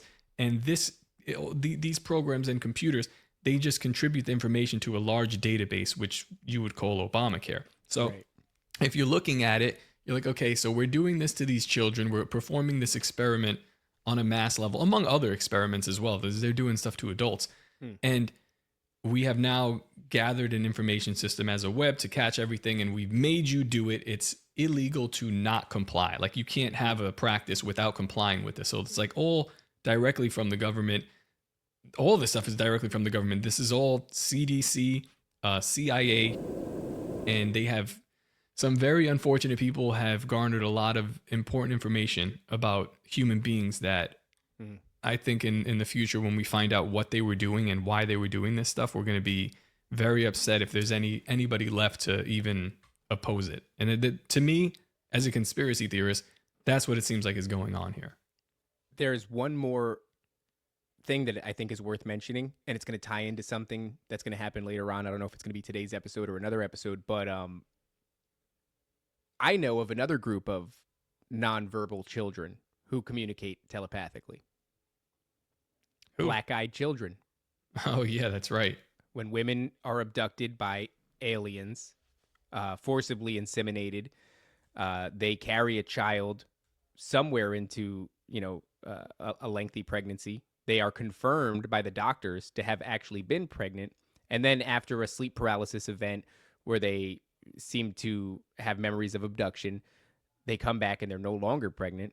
And then years later are introduced to those children, and they can feel in their hearts that these children are theirs, but there's something wrong with them and they won't communicate. But they do communicate telepathically, but they won't communicate verbally.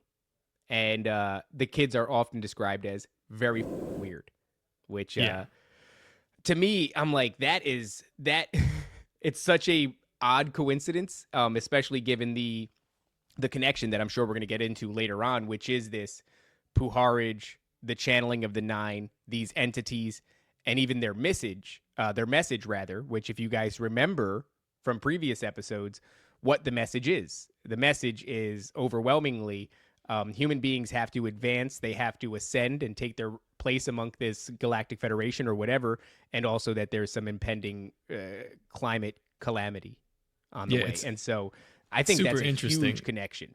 You have these kids that are basically wheelchair bound. Some of them are to the point where they are so out of their own bodies that they throw it on the floor. They're running around. They just completely cannot control their behavior. But when they're communicating telepathically or through this spelling, which is also an interesting phrase, spelling, through the assisted spelling or spelling on their own through a computer or an iPad, they're all concerned with the environment. Everyone's like, we have to watch out for the environment. I'm like, what the f*** do you care? You care about the environment? You were like literally smearing on your walls. Your mother was going crazy for years, but now you come back, now that you can communicate, this is what you're getting from this other side, that like we need to be really careful with the environment and what we do. And we do. Don't just throw stuff in the air. Don't leave garbage on the floor. Don't burn plastics in a huge pit if you don't have to. Don't throw stuff in the ocean. Sure. But why are all of these people that are communicating with entities, and also, who's to say who they're communicating with and how much they're actually telling us? Why haven't they told us before? Why now? Why you're coming forward now to do this podcast to tell us about this stuff? You could have done this before, but no, now is the time. And I would say it's because we're primed. There was a large scale propaganda that had to take place before we were ready to accept these ideas. We needed to have some preconceived notions, and in order to do that at mass, you need a pretty good, size propaganda machine, and you need it to run for a few generations before you can start to roll this shit out. And just to, who was it here? Somebody said something, and I wanted to address it, but where did it go? Somebody said that it's our own government that is taking these kids and doing these. I would like to address the right person, if I could just find it. I can't find it. I'm sorry. Oh, here we go. Eric Mungi said the graphene kids, our own government, them, not aliens. And I would say that is probably correct. These aliens are, in my opinion, like a biomechanical mashup that was probably commissioned, inspired by some spiritual entity, but made by mankind. Much of the technology and everything that we see, even though it blows our minds, I think it's an unholy union of these spiritual entities and their guidance and aspects of our own government that are whipping up these pieces of technology and then partaking in what? Well, it seems to be a hybridization program, which is a tale as old as time. That's the serpent seed. There's a genetic lineage that is at the root of all of this. There's a bloodline that's at the root of all this, and these things have always been interested in that, right? To the extent that they used to create offspring with human women and create these monstrosities, the Nephilim and the Raphaim, and all the various branches of that. So I would say that it's just a rehashing of the same thing, and I would say you're correct. It is our own government that is. Yeah. Oh, yes, you're and muted. I think this is like the tragedy of this. Maybe we'll bring it in for a landing here, but I think that's a tragedy of what the telepathy tapes are and what they're missing on purpose or not on purpose. It's being presented as, and it is a message of hope, right? It is a great message of hope to these parents, but it's like, well, in order to have that hope, you first have to create like dismay. Yeah, it's like problem solution, right? Yeah, Hegelian dialectic, right? Yeah, you create dire and desperate circumstances, and then when people adapt and overcome, you then take those adaptations and you present them as if it's a breakthrough. And in reality, all of this is, in my opinion, I think it's very likely this is a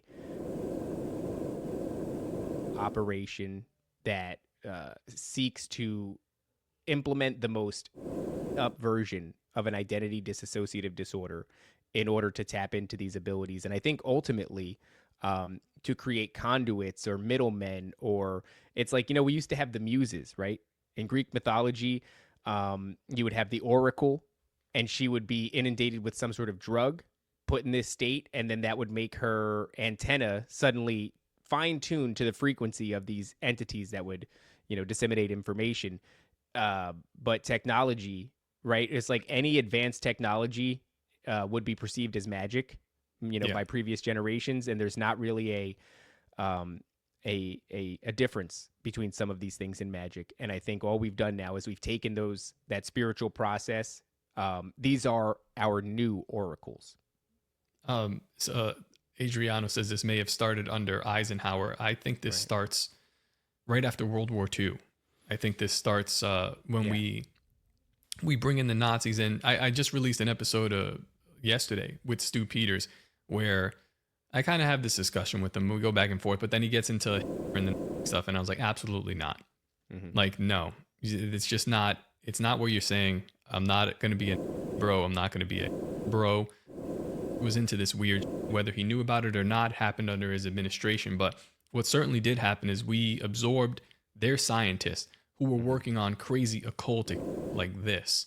Yeah. And it's no surprise that, 1948 happens, 1947, we get the State of Israel, among other things, but you get Operation Paperclip.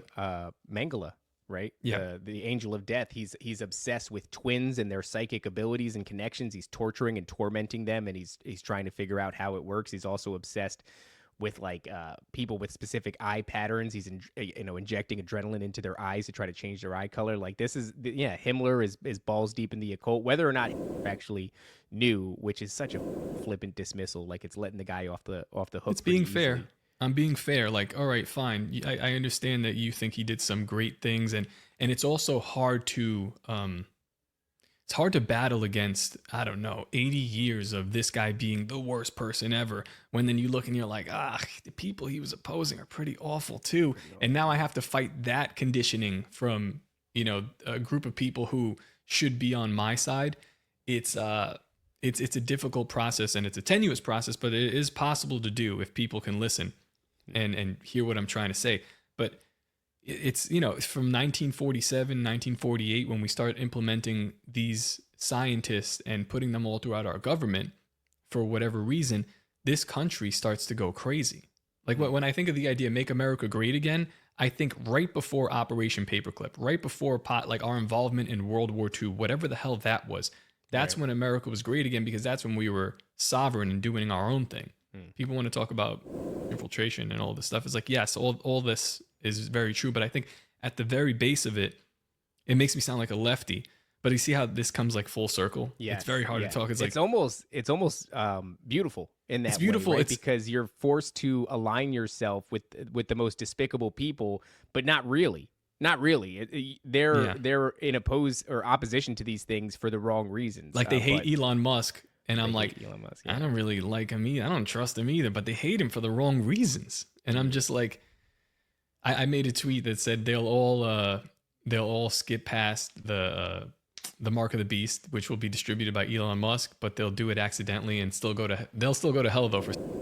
It's actually a banger. Yeah, they just missed the main thing. But the thing is like, so all this stuff starts in the 40s, the late 40s, early 1950s. You get Andrija Puharich, you get the experimentations. It's a continuation of what they were doing over there in Germany, which we still don't really know to the extent to which they were doing these things. But it's certainly here in America.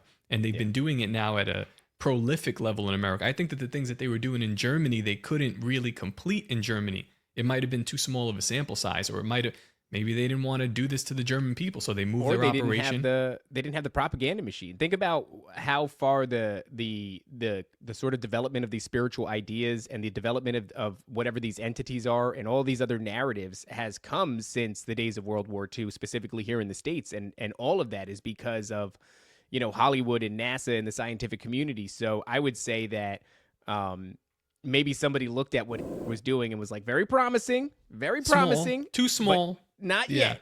Not yet. There's some things we got to lay out here, and this is going to work really well, but you're not going to be able to see the fruits of your labor. This is going to be a generational thing. It has to go also, on. It wouldn't have worked in Germany. It's like, all right, so who did he have in the camps? He had some Jews in there.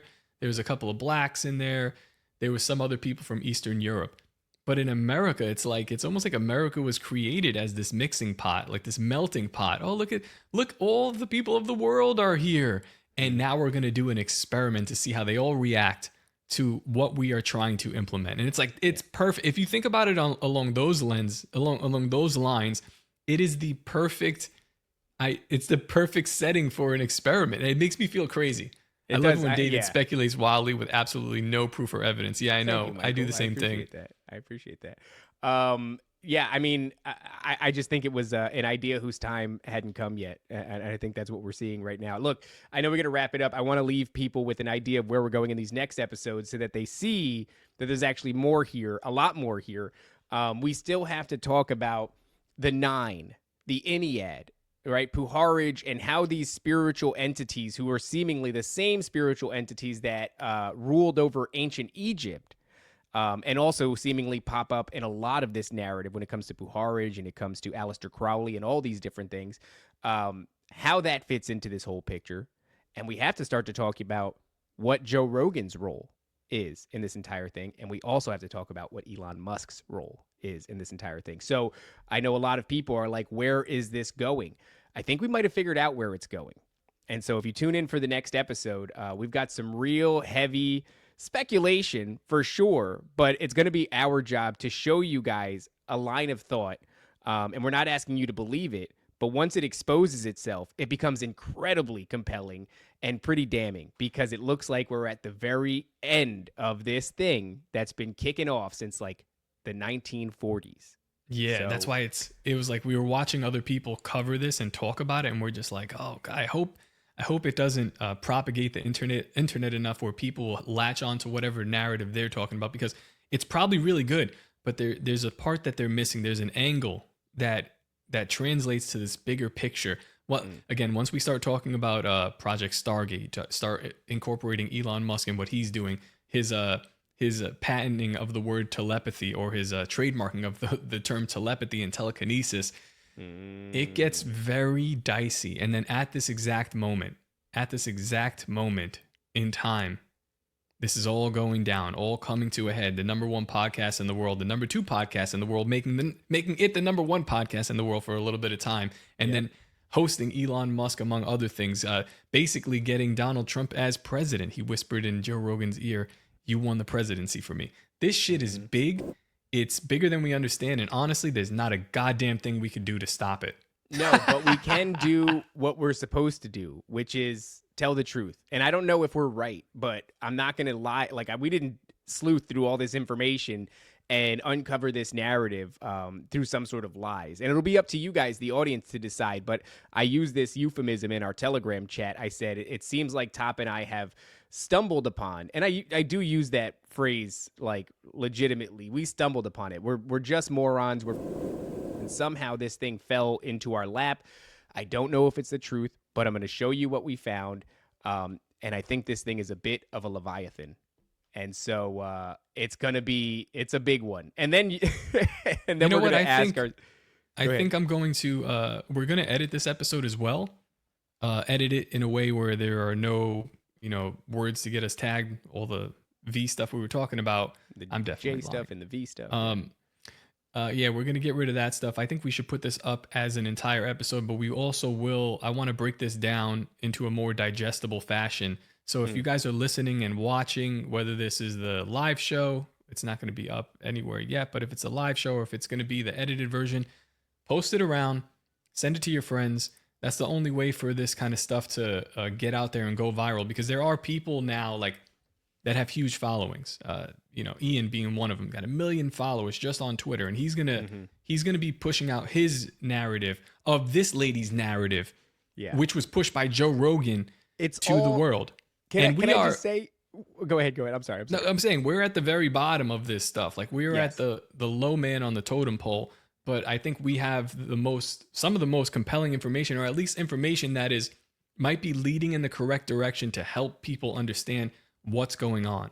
Yeah. So yeah, share it around, like, subscribe, do all that stuff that they tell you to do on popular podcasts. What we're standing up against, this thing that we're pushing back against, this is, the regime. This is the alien rebranding situation. This is the New Age movement. This is Joe Rogan, Elon Musk, Donald Trump, potentially Ian Carroll. Like, we're putting ourselves in front of the biggest machine that I don't think a lot of people realize is in motion. They don't see it yet. It's like we're too close to the situation. We're looking at Elon Musk and we're thinking we get it. We're looking at the alien UAP disclosure. We're thinking we're getting it. We're actually just looking at one leg of an entity, another leg of an entity. We need to zoom out. And if we zoom out, I think people are going to realize this is a massive entity and it's already in motion. So it's Tiananmen Square up in this bitch. And we're just a couple little... We are somebody edit me and David looking at the tank. Oh, just please standing do that. in front of it. Yeah. Michael says, have you all tried reaching out to Ian Carroll to get him on your show? He went on We Are Changed, so I don't think he's above going on your show. We're in conversations. I'm not saying that Ian Carroll is necessarily like an op or anything like that. I'm just afraid that there is a narrative that that's digestible for everybody. And it is that one of like ascension and this new realm of science and all this other and the New Age movement and yada yada. And I'm afraid that he is going to promote that. So what I would say to Ian Carroll is not that I think you're a Fed, but he's got a huge platform. He might want to hear this out before he starts using that platform to potentially run with the narrative that they're giving us. Yeah. Or maybe continue to do what you're doing, because this might be more dangerous and it might not get you invited on Joe Rogan again, but it certainly is what the hell is going on right now. Like, again, or we might be wrong. I don't know. To beat this to death, we've got basically what is being done to these kids is they're being put in a sensory deprivation tank, forced to disassociate, and then studied. Yeah. And we're acting like this is amazing. It is kind of amazing, but it's horrible. Well, that is, you're stepping on something, and I know we're going to get into it, but you're stepping on the Rogan realm right now. And we're going to get into the whole Rogan thing next episode. And I'm not saying that Rogan's even a part of this, although it's very hard for me to imagine that the CIA wouldn't have a vested interest in co-opting his platform. And if you don't think that he would take the money, would he yield to death threats? I don't know. It's hard to say who I don't even know if that is really it, but who's to say, like, if you're presented this information the same way Ian's presented it, the same way we see this show or we hear about it, we present it. I would have this lady on too to discuss it as well. Yeah. And if she's just telling me this stuff like right off the top of my head, what pushback am I supposed to really have? What other kind of views am I supposed to really have unless I've done 2 years of schizophrenic deep dives into biblical topics under the current worldview of the current world lens. I don't know.